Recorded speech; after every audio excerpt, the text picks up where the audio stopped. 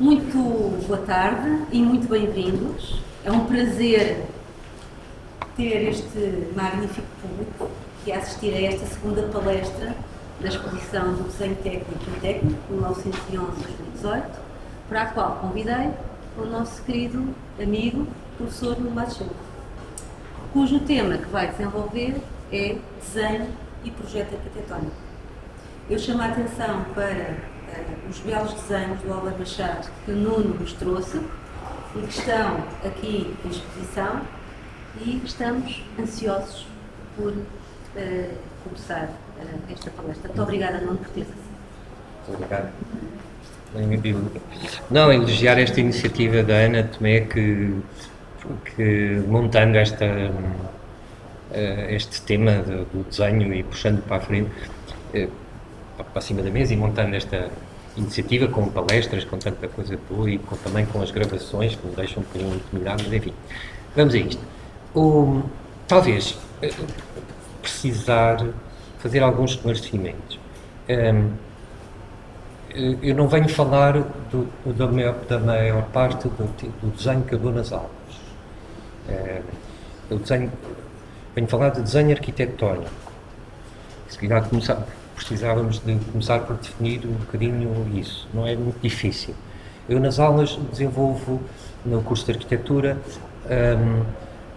o lado do desenvolvimento das competências pessoais, de visão, de representação, mas muito à mão levantada, e não necessariamente por temas arquitetónicos. Isso pratica-se com a figura humana, com objetos, com tudo. E é um desenho, sim, não é desenho digital, é desenho à mão, com tudo aquilo que há no campo das artes plásticas, assim se pode dizer, do treino pessoal. Ora bem, o desenho arquitetónico não é isso. Então, ajuda a perceber o que é que... alguns conceitos. Por exemplo, não é por ter arquitetura que é um desenho arquitetónico. Este não é um desenho arquitetónico. Isto é pintura. Estamos perante um quadro que desenvolve uma emoção enorme, que transmite muito mais esse gosto, da sensibilidade por centímetro quadrado, não é? Ora bem, isto por ter arquitetura, por quase só ter, no entanto sabemos que o valor que tem, Vermeer, o valor que isto tem enquanto pintura. Pois bem, isto não é desenho arquitetónico. O Canaletto é ou não é? Sabemos as maravilhas da representação, seja dos espaços, seja das partes urbanas, seja das partes arquitetónicas. Será desenho arquitetónico? Eu julgo que também está no mesmo capítulo. Não é desenho arquitetónico. Porque o que exprime não é umas ideias de arquitetura. Então, é outra coisa, é pintura. Isto é uma emoção. Escolhe o tema urbano, escolhe o tema de Veneza, emociona-nos imenso, às lágrimas, qualquer um deles, quer dizer, mas não está a transmitir uma ideia de arquitetura. Então, no entanto, para vos mostrar, trouxe-vos talvez o melhor que existe, vou escolher talvez um dos conjuntos que melhor existe nesta casa. Estes desenhos não são outra coisa. Querem exprimir uma ideia arquitetónica. É um conjunto de desenhos que eu expus, que eu os trouxe para aqui, os que existem no técnico. São 6 pranchas com que o Álvaro Machado foi o primeiro professor de desenho do técnico, desde 1911, já era do Instituto Comercial e Industrial, com o Bem Saúde, e o Bem Saúde trau-o, e é o primeiro professor durante mais de uma dezena de anos, está cá sozinho. Dando desenho e arquitetura às engenharias, sobretudo à engenharia civil. Partilha também essa função do desenho com um dos irmãos do Bordal Pinheiro, que dá desenho técnico. mas não esqueci o nome. Pois bem, o Álvaro Machado faz isto em 1904. É um concurso lançado pelo Patriarcado para a Catedral da Imaculada Conceição e ele ficou em segundo lugar nesse concurso. Tivemos ali há bocado a conversar. Este é um desenho de fachada frontal, mas vocês veem o corte construtivo. Vemos também os interiores, temos o sistema construtivo, quer dizer, percebe-se que é abóbadas, percebe-se que as paredes são elas próprias de suporte, não é? A planta vai-se perder, não se conhece apenas em pequenino naquilo que saiu na construção moderna, numa publicação na altura, o original perdeu-se. Faz a distribuição do programa funcional, no entanto, ele usa os campos da folha para dar apontamentos, por exemplo, o apontamento da planta de coberturas, onde se percebe que espraia o seu programa por um largo,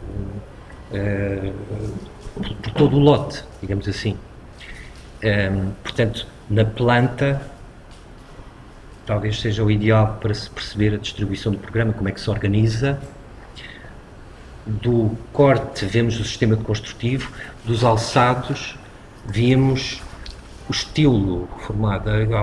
Não digo que tudo faz parte, evidentemente, de uma informação global, mas é a peça mais propícia para se ver isso. E aqui o estilo,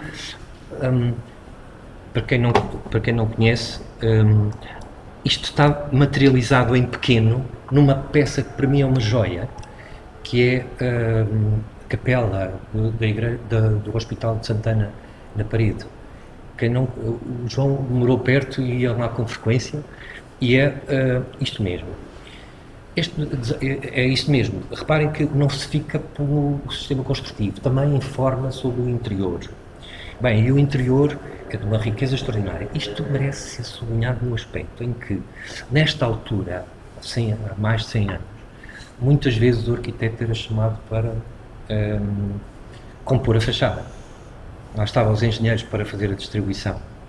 E muitas vezes os arquitetos eram chamados apenas porque eram mais ágeis fazer as fachadas, porque os engenheiros faziam com o expediente, junto com os construtores, as soluções mais standardizadas, seja de prédios de habitação, como de outras coisas mais sérias, como hospitais.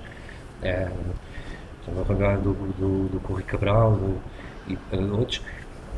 As prisões, em cima do Parque Eduardo VII, a prisão é de engenheiro, o hospital também. Mas percebe-se que quando o assunto é mais rebuscado, recorre-se, o concurso é aberto aos arquitetos, porque não fica, o entendimento sempre foi esse, quer dizer, não se fica pela pele, não se fica pelo estilo exterior, quer dizer, tudo o que envolve isso, e aqui é superiormente representado. Ele tinha 25 anos quando foi feito este retrato, e tinha 30 anos quando entrou no concurso. Ainda não era professor no técnico nesta altura, só vem a ser em 1908. Em 1908, no Instituto. Depois, quando abre o técnico, ele concorre a uma vaga de professor no Instituto, ganha, e depois o Bem Saúde traz-lo para cá.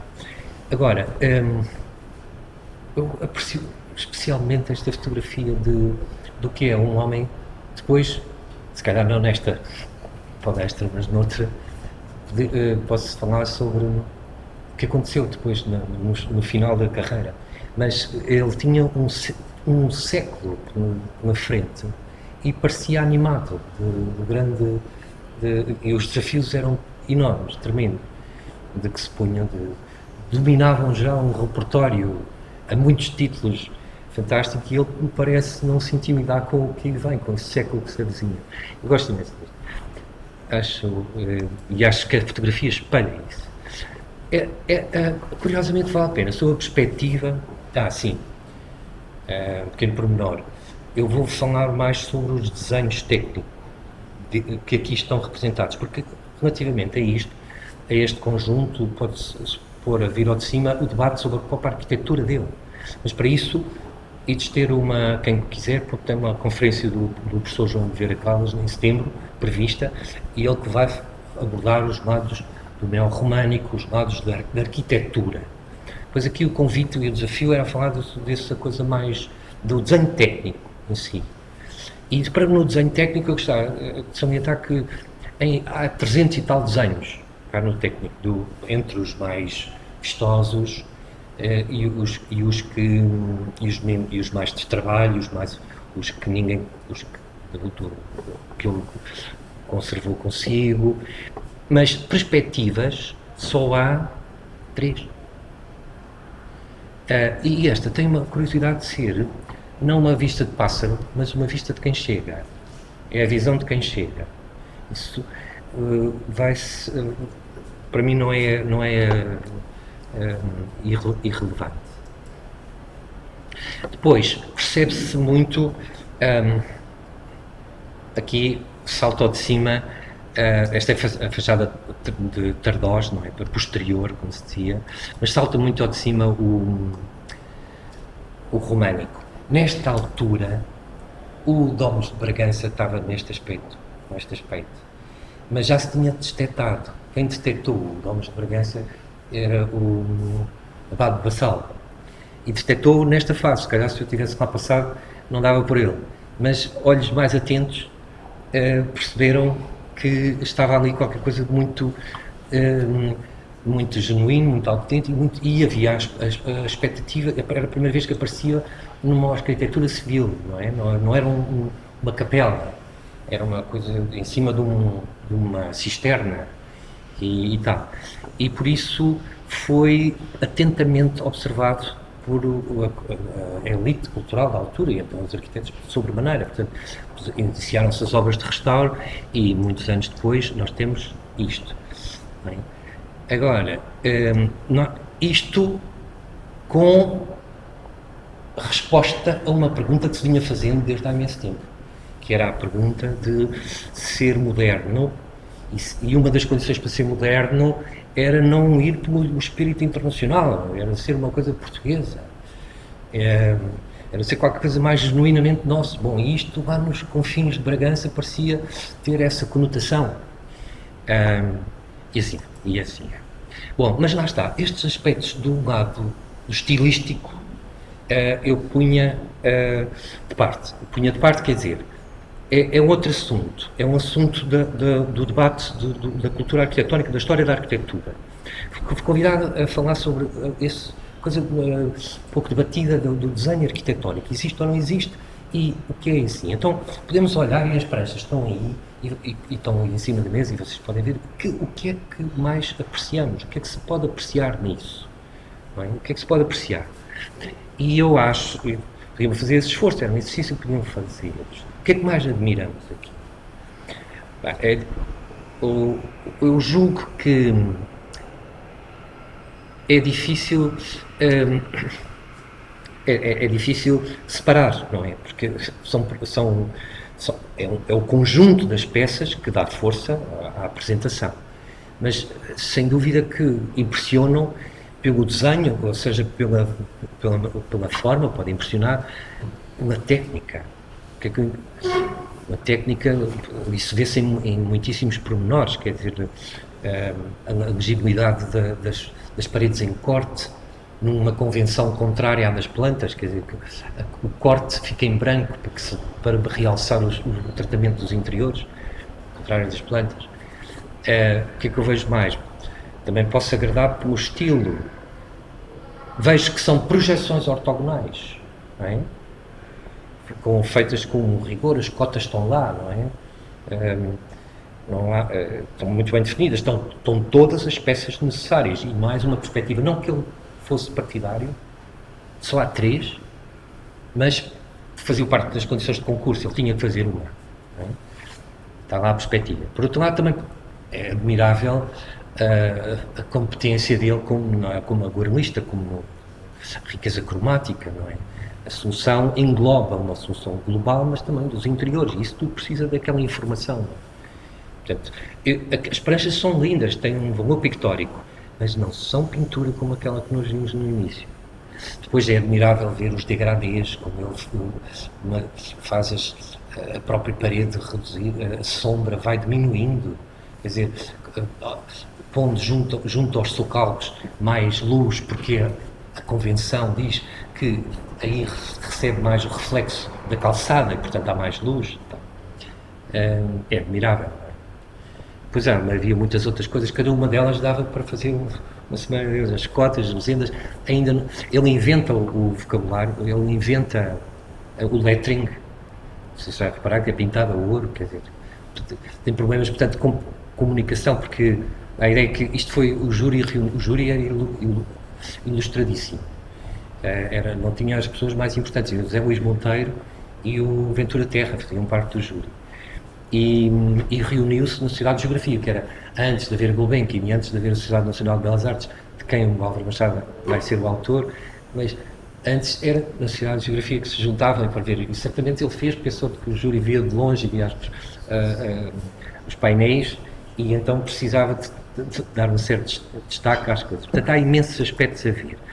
E era brilhantíssimo. Mas porquê que não ganhou? É uma pergunta comigo. E não ganhou porque aparentemente que não por as razões de economia. Aquele espraiamento todo, não é? O desenvolver o programa daquela maneira tão livre e generosa acarretava muitos custos e isso. E então esta é a página da construção moderna que informa os assinantes sobre os resultados. E cá está a planta que nós não temos, que nós perdemos, correspondente, este desenho está cá. Isto é o segundo lugar, o júri inclinou-se pelo um pudim no meio do mais dirigido, no pudim no meio do lote, o programa todo muito agarrado, muito concentrado num volume, e enfim, foi isso. E lá está, este espraiar, este tomar conta, é uma das características da sua arquitetura. Estou-me a referir a um dos que concorre ao monumento da Grande Guerra. Não, nada disso. O monumento do campo, Entre Campos, não é Grande Guerra, é Guerra de Peninsular. E a solução dele era muitíssimo abrangente, em vez de ser só concentrada num carro elétrico com as pessoas todas a cair. Este desenho também vale a pena, também foi um projeto de Raulino para este mesmo concurso.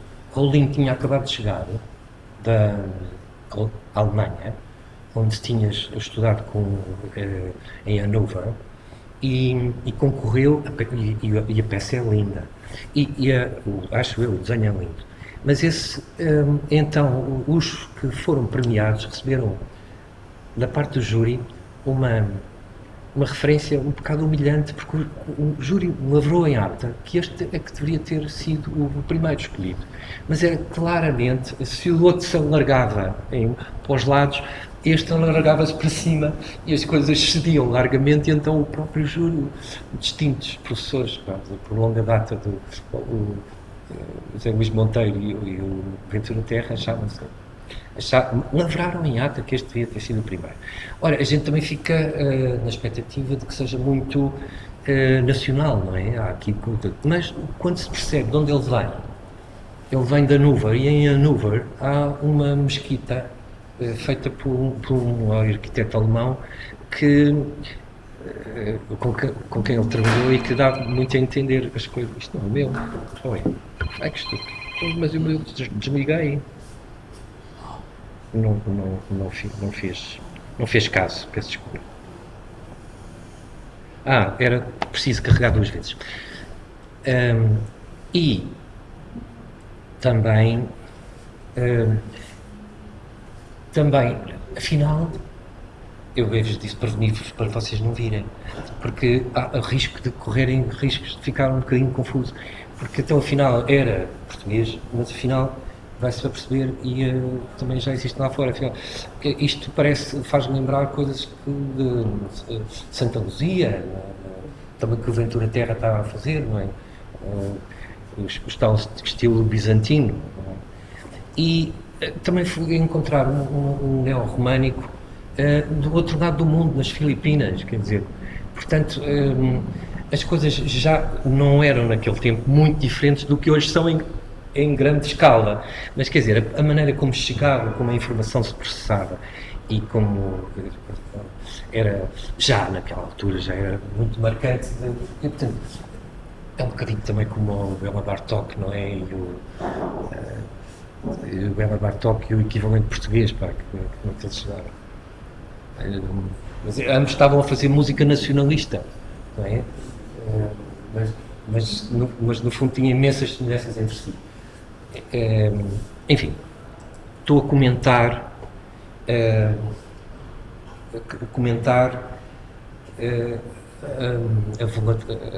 prudência com que estas coisas dos estilos devem ser vistas. Muito bem, mas então, do desenho. Qual era a escola? Falando de desenho, qual era a escola que está por trás? Este desenho foi o desenho mais parecido que eu encontrei com os da magnífica coleção que está no CCB. E é do Marcos da Silva. O Marcos da Silva é contemporâneo, é da mesma época, e tem lá os desenhos do período da escola. Da escola de quê? Da Escola de Belas Artes de Paris. É, sabendo seguro, como é que as coisas... É um desenho de final de curso, e é fruto deste trabalho, não é a única peça, tem mais que uma peça, este autor, não é? Ele, Henri de Glane, ele vai ganhar aquilo que eram Le Prix de Rome, vai ganhar a bolsa. Iam a concurso e os concursos habilitavam a um estágio em Roma para aprender com os clássicos. E enviar fruto do seu trabalho. Eu já vos mostro os exemplos com o autor da Ópera de Paris. Mas sobre o desenho, percebe-se que a escola técnica é um bocadinho esta. Vocês encontram os DHDs, encontram as aguarelas, encontram a sabedoria da distância dos materiais, a sombra turbinada, não falei na sombra, a sombra é espetacular. O domínio da estereotomia da sombra, e também falta. Encontram isso. Portanto, isto era a escola, não admira, porque o mestre era José Luís Monteiro, que se estudou nas Belas Artes de Paris. No entanto, olha-se para isto e percebe-se as referências clássicas que estão por trás, mas comparando, acho que dá para se perceber porque é que a professora Tostões diz que o Álvaro Machado era o primeiro dos modernos. Está longe de ser aquele moderno que nós chamamos moderno. Mas, notem, isto é marcadamente o antigo, não é? Marcadamente o antigo. Isto é lindo e admirável, mas também não esqueçamos que havia uns tipos que olhavam para isto e ficavam com vontade de mandar umas bombas, quer dizer. Ou seja, isto é contemporâneo dos anarquistas e dos que se sentiam incomodados com este pompo e com este esplendor. Este homem vai fazer a sua bolsa em Roma, faz os seus trabalhos e depois, quando vem, faz o Le Grand Palais na exposição de 1900. Então, como é que as coisas se passaram? Por exemplo, agora vou-vos mostrar um conjunto de desenhos de Garnier. Charles Garnier, que foi o que fez a Ópera de Paris. Ele também foi um distinto aluno e, como melhor aluno, tem o prémio, a tal bolsa, que era o Prix de Rome. Portanto, era mesmo o nome que tinha. E então eles começam por fazer levantamentos das ruínas, fazem como estão, nas várias, sempre com as projeções ortogonais, não é? Fazem levantamentos, levantamentos de como está a ruína naquele momento.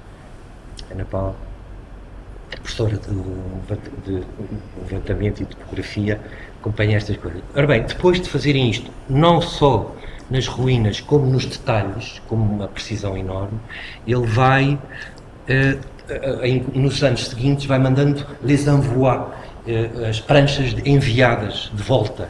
Isto são pranchas que eles estão lá em Roma, mas têm que mandar para a escola, têm que apresentar serviço. E o serviço é apresentar aquelas pranchas. Primeiro um levantamento, depois a suposição de como é que as coisas eram. Não é? Isto acompanhado de uma mestria e de um virtuosismo de técnica de desenho absolutamente inexemplar. Portanto, já vos mostrei a planta, para ver por fora tínhamos a suposição do que havia. Isto foi uma descoberta que não foi de origem, quando se descobriu que os templos eram pintados. A consequente mostra de como é que poderia ser no interior, etc. Bom, portanto, estamos a falar alguns de um fervilhar, não é? Um fervilhar imenso, mas de uma influência clássica. Então, eu acho sempre muita falta fazer-se uma escala para a gente perceber, uma escala histórica para evoluir as coisas. Se o vermelho for as influências clássicas, bom, e aquilo está distribuído por séculos, há a origem da Grécia e na Roma, e depois no Renascimento, depois aquilo sempre como muito efervescente a evolução, há depois um neoclassicismo que recupera-se e ainda dura até há pouco tempo. E há pouco tempo um texto do João Pedro Xavier, do Porto, que dizia que o Távora começava as aulas com o Vitrúvio, sempre à malta do Porto. E pronto. E portanto, agora, este espaço em branco foi mesmo em branco? Não. Não. Não. Vamos lá ver. É o espaço da tradição, em que o conhecimento é enorme, é valiosíssimo, saber pelas catedrais onde atingiram, mas passa-se não por documentos, quer dizer, por mestre em mestre, por ensino junto dos mestres, portanto, não por documentos, não é? Agora, que existiam algumas coisas, sim, por exemplo, há umas plantas de Roma encontradas, desenhadas sobre a pedra. E agora estou-vos a mostrar o desenho arquitetónico que explica a arquitetura mais antigo que se conhece. É um documento, é um convento do convento de São Gallen, na Suíça, e está lá, ainda é um misto de planta com esquema, quase não é propriamente, não se pode fiar muito sobre aquelas dimensões. Agora, absolutamente notável são as 35 folhas do Villard d'Arnoncourt, século XIII, 1200, que são uns cadernos. Agora, o que é que eu posso destacar aqui? Por exemplo, a tal passagem do conhecimento por outras vias, não é por uma via académica, é por uma via do ofício, dos seus pares. Este homem tinha dotes de desenho e por isso deixa essas folhas com milhares de desenhos, muitas coisas. Percebe-se que ainda é incipiente do ponto de vista de perspectiva, mas a mensagem a passar, acho eu, isto era muito possível se não houvesse imenso conhecimento, só que não é documentado. Na Idade Média, de resto, eles começavam por... O sistema usado usavam as plantas e depois apresentavam uma maquete em madeira aos promotores. Este desenho já não é da Idade Média, mas esta pintura, mas mostra o Michelangelo, já é uma reconstituição, o Michelangelo a apresentar a maquete em madeira ao Papa, da igreja do... Portanto, era esse complemento, mostrava, eram umas pranchas onde se marcavam a parte medieval não evoluiu nesse sentido, as pranchas onde se marcavam os desenhos e depois o resto previsto e estudado em maquete de madeira, quer dizer, esse é o sistema usado. É evidente que estas coisas arrastam-se de umas épocas para as outras, né? Esses processos de fazer chegar a ideia aos clientes não foram abandonados por isso. Portanto, muito bem. Então, para encontrar a origem, aquelas coisas, a origem do tempo histórico, não há dúvida que a gente tem que ir, para querer perceber o filme todo, tem que ir lá atrás. E o lá atrás é o Vitrúvio. O Vitrúvio é conhecido, estas são as frases que talvez há outros livros de há 2000 anos que nós todos apreciamos e que são conhecidos por muitas passagens. Este é talvez a passagem mais conhecida do Vitrúvio, Firmitas, Utilitas e Venustas. Ele diz isso sobre os princípios a que devem estar presentes na construção das coisas.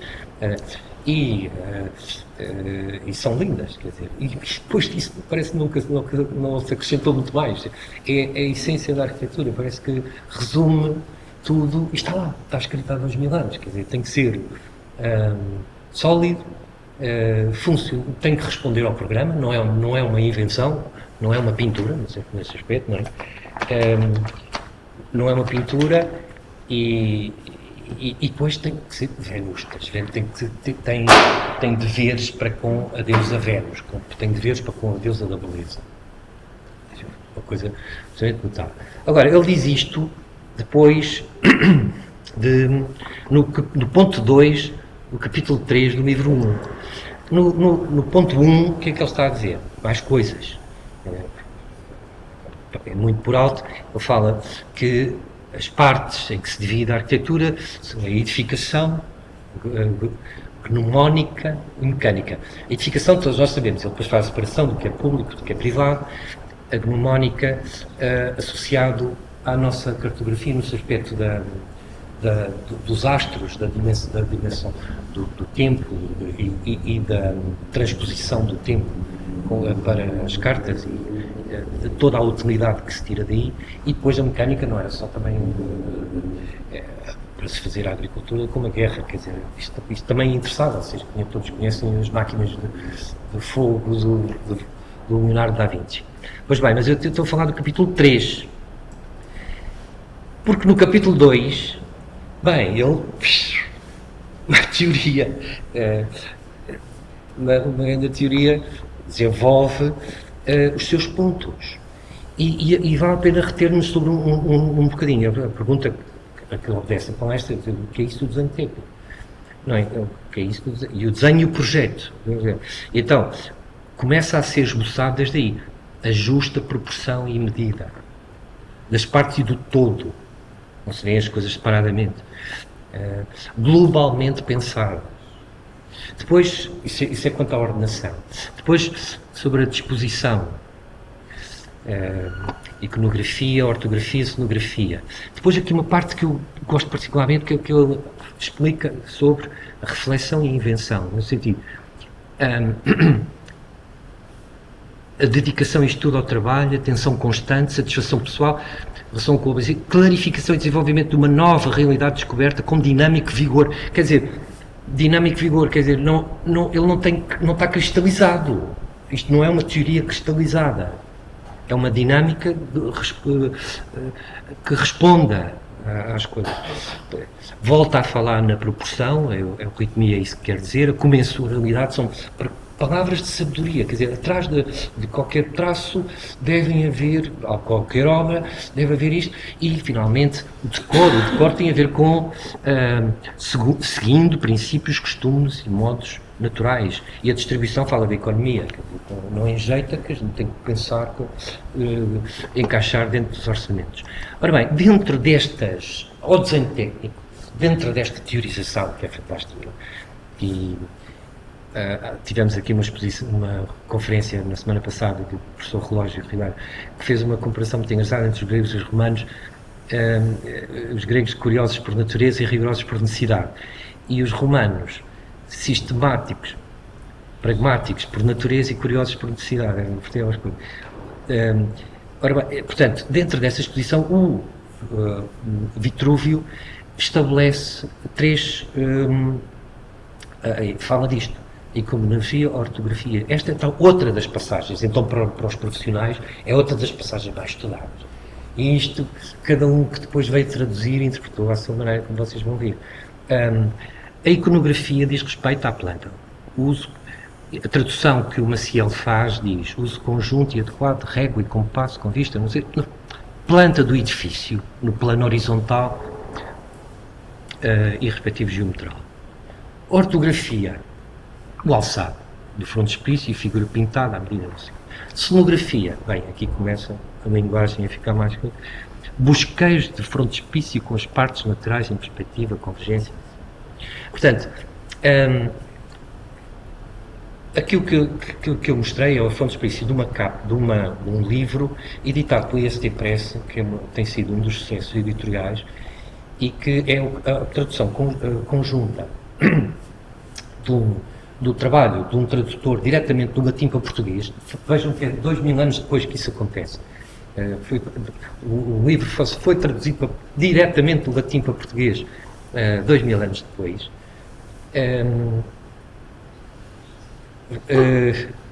Com a colaboração de um ilustrador. Portanto, aparecem uns bonecos. E um inglês chamado Thomas Noble. Pois bem, esta, segundo a tradução, vamos a ver, existem imensos Vitrúvios. O Maciel traduziu o exemplar mais antigo, que é um à mão, que está em Inglaterra, mas que o documento em si é do ano 800. O que nós depois vamos falar sobre as edições em livro, porque cópias existiam muitas. Naquele tal período branco existiam muitas cópias, só que não eram conhecidas, não eram batidas. Pois bem, então ele faz esta interpretação. Estão a ver que quanto à planta não há dúvidas, quanto ao alçado não há dúvidas, aqui interpreta desta maneira. Mas um contemporâneo daquele tempo, ou seja, estou a falar do Giocondi, que faz a primeira tradução com ilustração. Vamos ver, porque o processo primeiro foi a transcrição para o livro do latim. Depois foi a transcrição para italiano. E final, depois houve uns que fizeram as suas interpretações, porque os desenhos não se conheciam, não se perdiam, mas vá de interpretar. Como vê aqui para o Giocondi, a cenografia, portanto esta vista que é mais problemática, já não é central, não sei o quê, já não segue imediatamente portanto, aparecem algumas dúvidas. Neste livro, que eu tenho vindo a apreciar imenso, que este livro é a tradução feita por Helena Rua do Vitrúvio para francês. Portanto, é uma tradução feita do francês para o português, feita por ela, aqui no técnico. E é do Perrault, portanto, é de um homem do século XVII. A primeira versão francesa, com desenhos. E, pelo que eu tenho estado a perceber, a riqueza das interpretações é uma coisa absolutamente deslumbrante, quer dizer, porque como é que o Maciel faz muito traduções que ninguém fica nada a perceber o que é que estão a dizer, porque se calhar não é arquiteto, se calhar não é, e se calhar traduziu. Há outros que sabem muito bem, presumem entender o que é que o Vitrúvio quis dizer e traduzem ao mesmo tempo na sua melhor interpretação, mas se calhar puxando a brasa à sua sardinha. Portanto, como aqui, por exemplo, vocês veem que quanto à planta não há dúvidas, quanto ao alçado também não há dúvidas, mas ali já é uma vista para o interior, quer dizer, já é uma vista para o interior. Pois bem, antes disso, então como é que uma pessoa desembaraça, como é que uma pessoa pode saber isso? Eu preveni-vos para vocês não virem, era preferível. Eu acho um bocadinho arriscado, porque não se encontra, infelizmente, a tarefa facilitada. Isto tem... toda a gente, imensa gente se pronunciou. Isto é um excerto de um Excel onde eu tenho, para me entender, não é isso. Fui pondo o nome das pessoas e, sobretudo, não dos arquitetos conhecidos, mas sobretudo aqueles que produziram obra teórica, aqueles que escreveram sobre o assunto. Bom, lá em cima tive que emendar a escala, quer dizer, tive que emendar a escala porque, vamos ver, as coisas realmente começam com o Vitrúvio, tem a planta de St. Gallen, há os textos do Vilar, depois há aqui um século em que parece que não acontecer nada do ponto de vista da arquitetura, mas é tudo o contrário, porque estão a fervilhar as ideias que vão brotar de um lado para o lado da arquitetura. Estão lá os humanistas todos e estão lá os poetas, os filósofos, como Dante, Petrarca, e com a ajuda do Giotto, não sei, tudo isso. Portanto, os arquitetos só vão entrar em cena com um bocadinho. Bom, portanto, é que eu tive que mudar a minha escala para a gente perceber o que é que se passa aqui neste início, digamos, de referência, que serve de referência. Bem? E assim fiz. Focando ainda mais sobre este período, o panorama é riquíssimo. Todos eles, uns traduziram mais à letra, os outros traduziram mais segundo o que acreditavam, outros traduziram mais de uma maneira que fazia sentido, e depois, isto é mais complicado. Mas eu destes todos, para tentar que ficasse alguma coisa, selecionar aqueles que tenho vindo a perceber que são os documentos mais importantes, não para o desenho de arquitetura.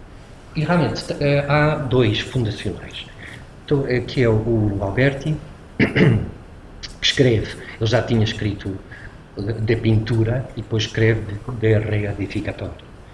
E quase um século depois, não tanto, o Rafael é dado como o autor de uma carta a Leão X, que é decisiva no meio disto, vou-vos procurar mostrar.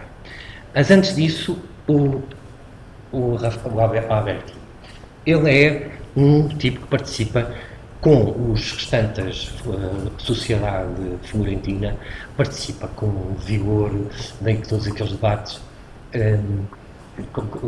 com aquela pujança extraordinária que havia naquele tempo, e realmente publica estas coisas. É, portanto, um grande intelectual, e aí há um pormenor interessantíssimo, que é munido, ele é filósofo, matemático, arquiteto, linguista,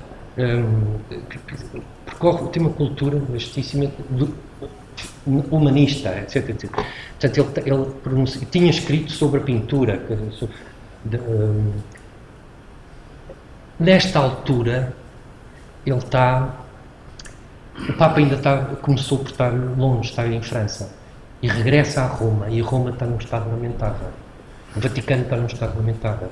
E ele é convidado, fruto da projeção que tinha já de desenvoltura, que teve os créditos que já dispunha, este Alberti, ele é então convidado a pronunciar-se sobre a maneira de organizar, dignamente, de se responder, em termos arquitetónicos, construir, responder dignamente ao que Roma queria ser, até ali tinha ficado de parte. A coisa passava-se entre Florença, Veneza, Milão e alguns outros também. Bem, para vocês verem, o nosso amigo, ele não se chamava Leon Alberti, mas o Leon foi acrescentado posteriormente. Ele quis-se apresentar posteriormente. Vamos lá tirar algumas ideias desse livro do Reedificatório. Há um salto já não são os ofícios, quer dizer, já não é um pedreiro, não é por ter músculo ou saber da arte. Há o predomínio do racional da beleza no caminho do científico para a descoberta de normas de representação da realidade através da perspectiva. Esta perspectiva é dirigida para a dimensão real e concreta, do mundo visível e concreto. Quer dizer, a perspectiva não é para dourar a pílula, quer dizer, para fazer coisas a parecer bonitas. Não, a sair da estratosfera dos simbólicos e associadas a um racional de beleza, e para uma coisa concreta. Raramente se estabelece uma síntese operativa. Estas palavras são sábias e são do Domingos Tavares. Um instrumento compreensível de tratamento do espaço. A proporção é uma coisa, portanto, o lado matemático, eles passam, vem ao de cima, são os números, eles trabalham com números. É tudo um equilíbrio das regras de ouro, dos balanços, tem que se estudar aquilo, não basta ter formado pelo pedreiro do lado. Tem que estudar a sério as proporções, porque os gregos e os também tinham isso, não é? Portanto, o tipo tinha que estudar isso elenquentemente. A obra de arte é a harmonia das partes em relação a todo, isso já Vitruvio tinha, portanto vocês vejam, ele escreve, este livro dele é também dividido em 10 partes. Depende do desenho geral enquanto concepção de conjunto. E é uma operação mental, já o outro tinha dito que isto é uma coisa mental. Mental, sim, não, levavam-se a uma sabedoria. A proporção perde o contexto ideal e assume-se concreta, ligada à vida humana, destinatária da arte. Tomando do homem as medidas referenciadoras para um mapa de sistemas proporcionais. Este desenho fabuloso, por cá foi feito, ainda quando o Leonardo não conhecia este trabalho do Alberti, esta teoria. Ele estava a estudar o Vitruvio. Portanto, isto bebe da mesma fonte, mas reforçam a proporção, passa a ancorar-se, a ampliar-se na figura humana, na sua interligação entre o céu, que é a parte circular, com a terra, que é o quadrado, passa a ser o referente da beleza, isso assim. Ora bem, e como eu vos disse, não sei se tinham noção, ele só tinha que dispor de uma teoria ou de uma proposta verdadeiramente sólida para conseguir influenciar o Papa a uma das decisões mais difíceis. O Papa tinha a maior igreja da cristandade, quer dizer, isto era a Basílica do tempo do Constantino, isto era a igreja de São Pedro, antes da atual que vocês conhecem.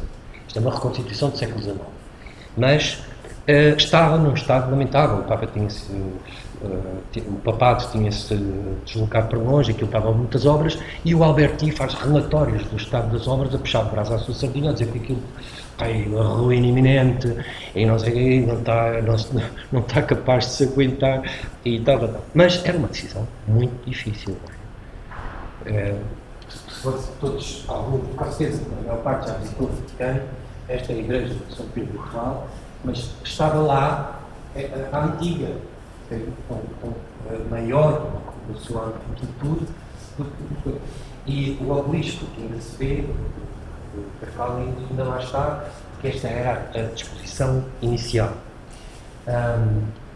Portanto, isto estava no preto, aquilo era um sonho, era uma suposição, um futuro. E a verdade é que, este que eu vos vou mostrar a seguir, é um desenho da antiguidade, é um fresco bizantino, que mostra a Basílica de São Pedro como era antigamente. Isto chegou muito mau estado, mas eu tenho a impressão que o Alberti reforçou as perspectivas de futuro que aquilo oferecia e diz isto é preciso ancorar de uma nova maneira e tal. Bom, neste conjunto deste edifício, portanto, é um referente, quer dizer, passa a ser um referente de todos, não só dos projetos como dos desenhos, quer dizer, e sobretudo da filosofia que está por trás deles. Ora bem, quem lá vinha justamente uma coisa ancorada numa cultura clássica, quer dizer, é que isto aqui já estou a introduzir o Rafael. Rafael é o autor deste quadro.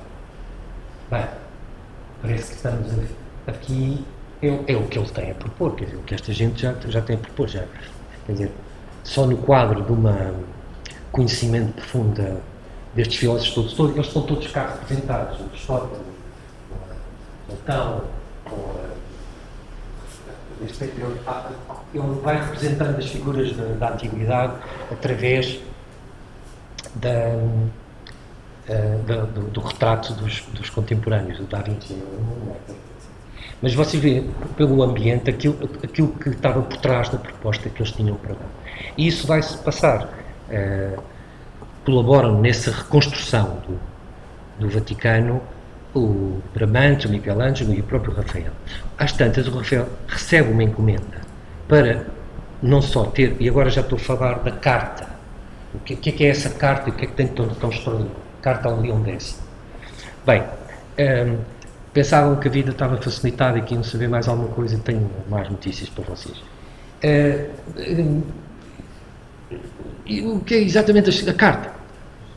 Começa-se por existirem 3 cartas. Bem, era uma carta pessoal, não é? Era uma carta ao Papa. E existem 3 cópias. E não dizem todos o mesmo. Não dizem todas o mesmo. E até as suposições acerca da autoria variaram muito. Bem, mas vamos tentar, já lá chegaremos já na parte principal. Não vou entrar em pormenores, só criar apetite para quem possa se interessar por estes temas. Vejam o que diz. Isto é uma carta tipo manifesto. É escrita, dizem quem leu no original, que é de uma eloquência enorme, muito bem escrita, mas é a arrasar tudo, porque o convite não é para fazer o Vaticano, era para tomar conta de Roma. O que é que se deve fazer para Roma recuperar, etc. E, portanto, é nesse plano. E ele começa por arrasar tudo quanto existia até ali, que não era digno de se permanecer numa cidade que era o centro do mundo. Não é? Portanto, e então, a primeira parte é completamente manifesta e a dizer mal dos... Vocês chamam, hoje usamos a palavra gótico, o gótico vem daqui, desta carta. É apanhada como um adjetivo pejorativo. Foi aqui que apareceu. Antes não existia. Era um insulto ao que existia. Isso é gótico. Seja bárbaro. Seja gótico. Seja bárbaro. Quer dizer, ele tinha as outras coisas muito mais interessantes para propor. Para perceber. Bom, isso é a primeira parte. Arrasa completamente. Depois, na hora que não lhe interessa ao desenho, ele então estabelece. A maneira de desenhar arquiteto é distinta do pintor, por ser conveniente conhecer todas as medidas e saber determinar as partes do edifício sem erro. O desenho dos edifícios divide-se em 3 partes, das quais a primeira, o desenho em plano. Segunda, o paramento exterior com o seu ornamento. Terceira, o paramento interior também com o seu ornamento. Desenhada a planta, distribuídas as partes com as suas dimensões, deve-se traçar, medindo sempre tudo à escala, uma linha com a dimensão da base a todo o edifício e no ponto médio desta traçar outra linha reta que forma um ângulo reto e essa seja a linha centro do edifício. Nos extremos das linhas da largura tracem-se 2 linhas paralelas perpendiculares à linha da base, sendo estas 2 linhas tão altas quanto os edifícios. Depois, entre estas 2 linhas que dão a altura, busquem-se as medidas das colunas, ou seja, busquem-se as linhas de chamada, das pilastras, das janelas, etc, etc. Bem, está traçado o monge antes do monge, quer dizer, não é? Muito bem. Mas não fica por ali. Agora tem uma das partes mais significativas, que é, e tudo isto se faz com linhas paralelas à linha do plano do edifício. E em tais desenhos não se diminuem nos extremos. Porque o arquiteto, de uma linha a diminuir, não pode sacar nenhuma medida precisa, como é necessário para esta arte, a qual busca sempre a medida real e se traçará com linhas paralelas, não com que se parecem, mas não são. Ora, este troço é lido, pode ter uma leitura, é lido contra as perspectivas. Não carece, entre profissionais, não carece.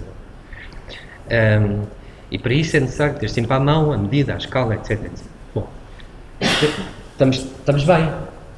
Finalmente, um assunto profissional. Entre profissionais, Não preciso de mais nada, são plantas cordialçadas. Mas há uma das cartas é um dos documentos, o de Munique, tem rasurado à mão mais umas coisas. E o que tem rasurado à mão diz: para satisfazer ainda mais completamente o desejo daqueles que gostam de ver e compreender bem todas as coisas, são desenhadas, para além das 3 maneiras de arquitetura, também desenhamos em perspectiva alguns edifícios que nos pareçam, para que assim averiguem o que os olhos podem ver, etc, etc, etc. Quer dizer, a rasura desdiz completamente o que tinha acabado de dizer anteriormente. Bem, ouçam, eu sou um modestíssimo interessado por estas coisas. Há estudiosos a lerem, a decaparem cada uma destes parágrafos, os autores, por exemplo, hoje a versão mais conhecida é que há uma coautoria com outro literato que escrevia muito bem, etc. Mas não há dúvida que o Rafael teve essa importância. Mas o nosso amigo é uma das versões contradiz. Eu não li isso em dado nenhum, mas até admito que possa ter sido, sabem, a propensão dos clientes para que lhes mostremos como é que fica. Fazemos mostrar umas visualizações, etc. O arquiteto não podia fazer, e cada vez o abuso é maior, cada vez nos pedem mais, e a gente está ali de volta do sistema construtivo e das plantas, cada vez temos que gastar mais energia a mostrar. E admito que as suas eminências também os maçassem os arquitetos da altura. Está bem, isso é muito bonito, mas não pode trazer uma vista, não pode trazer uma perspectiva. E eles, uma carta dirigida às suas eminências, quer dizer, não poderiam ficar sem, assim, só secamente entre profissionais. E então acrescentam uma rasura e tal.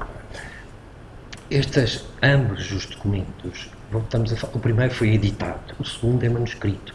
Claro que muito pouco tempo depois passou a ser um marco entre os eruditos, entre os profissionais desta coisa, e foi depois traduzido em francês, depois em alemão, etc. Mas realmente são decisivos. Por isso, depois seguem-se, por isso aparecem espalmados nos primeiros desenhos exemplares, seguindo exatamente estes preceitos. Portanto, aqui é uma prancha. Isto é do Palladio, que Barbaro é o editor. Isto passa a ser muito interessante porque passa a haver uma outra figura aqui no meio, que é não só o arquiteto, não só o desenhador, como o tradutor, como também o gravador, porque trata-se de fazer cópias dos desenhos, não era só fazer uma. Isso passa por quê? Isso é uma competência quase tão séria como outra. Mas veem, portanto, a planta e passarem linhas diretas para cima, etc. Isto é da tradição do Norte, ele é do Norte, o Norte de Itália, portanto, onde o peso dos construtores, da seriedade da construção é muito superior ali ao jogo de corte um pouco mais vistoso do Vaticano. Portanto, o Palladio não é disso. Portanto, o que faz tem a ver com isso. Isto são pranchas dele. Ele faz primeiro faz uma tradução de Vitrúvio, faz os desenhos para uma tradução de Vitrúvio editada pelo outro e faz desenhos dos seus próprios projetos. Mas vejam a presença das duas projeções interligadas. Quer dizer, porque é que isso aparece? Bom, porque é que a sabedoria por trás daqueles dois documentos é tal que não é por uma questão de imposição, é pelo acerto que reúne, pela sabedoria que está ali por trás. E, portanto, os bons seguem aqueles princípios, às vezes mais escrupulosamente. Não são conhecidas muitas perspectivas do Palladio, por exemplo.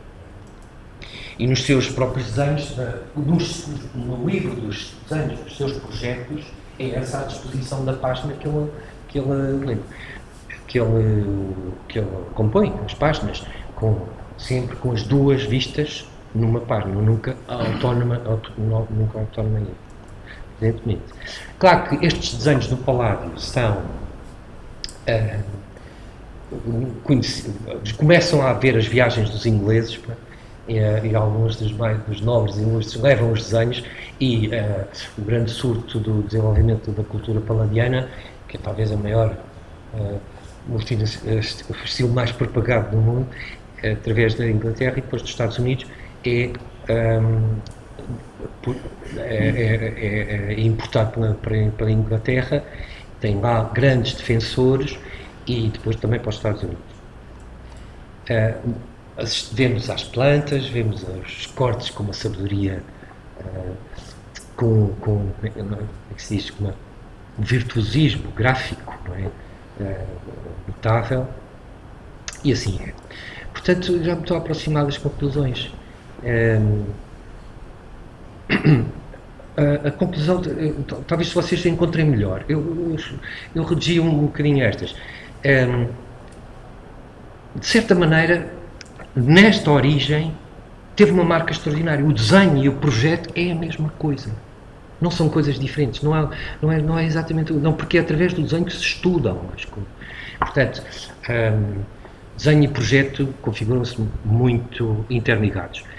Por outro lado, percebe-se aquilo que ainda mantém alguma plausibilidade da vocação de cada uma das figuras para certas, cada uma dos modos de representação para certas coisas. Claro que o projeto é global, mas a planta pode ser a peça ideal para ver a distribuição funcional, a organização funcional. O corte para ver a distribuição funcional, o sistema construtivo e os ornamentos interiores, como é que é os interiores. Os alçados para ver os problemas de estilo, talvez seja a peça mais forte, é evidente que isso se vê em tudo, mas...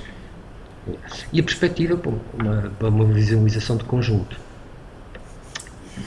Também com o estudo vem-me vindo ao de cima a aparente existência de duas correntes, uma mais ligada aos profissionais que são mais próximos do mundo da construção, para as quais se dão as projeções ortogonais bastariam para delinear a ideia dos projetos, e outra, se calhar, mais ligada às exigências dos clientes, que requerem um complemento de perspectivas e visualizações.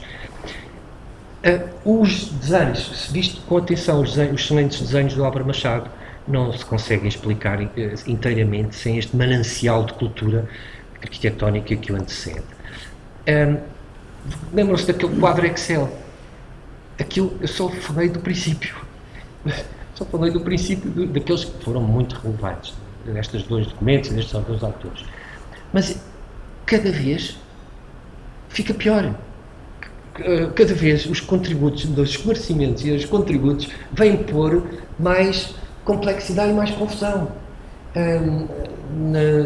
no debate, com coisas absolutamente contraditórias, como acabámos de testemunhar. Tinha acabado de elogiar as projeções ortogonais e o parágrafo seguinte vem elogiar a perspectiva, quer dizer, o próprio documento. Pois bem, lembrei-me de listar as coisas que não dá para hoje, mas que se a Ana me der proporcionar, terei muito gosto em vos vir aqui confundir mais a cabeça com o que seguiu a seguir. Aconteceu de tudo, quer dizer, la querelle des anciens et des modernes, quando a gente, é uma coisa fascinante. A tradução do Perrault não dá para falar, só queria elogiar esse trabalho da querida Helena Rua. É muito mais fabuloso do que o que eu imaginei, porque o Perrault é um ilustríssimo e, portanto, faz uma interpretação inteligentíssima do Vitruvio, limpa o que está a mais, não faz nenhuma conversa. E a tradução da Helena Rua do francês é excelente. Mas é, coitadinho, foi uma edição numerada, mas isto tem, eu próprio venho vindo a descobrir muito mais interesse nisso. Por exemplo, tantas coisas. O desenho e o eucalipto.